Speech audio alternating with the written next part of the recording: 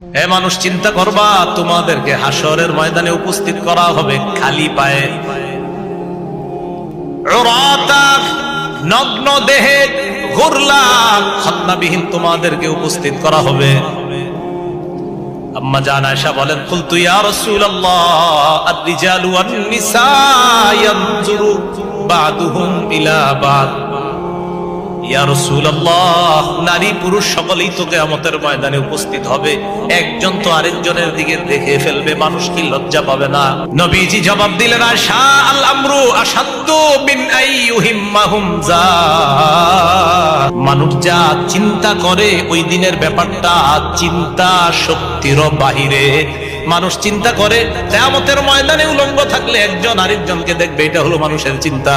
আল্লাহ নবী বলেন, এই চিন্তা করারই তো সুযোগ থাকবে না, টেনশনে কেউ কারো দিকে তাকানোর সুযোগ থাকবে না।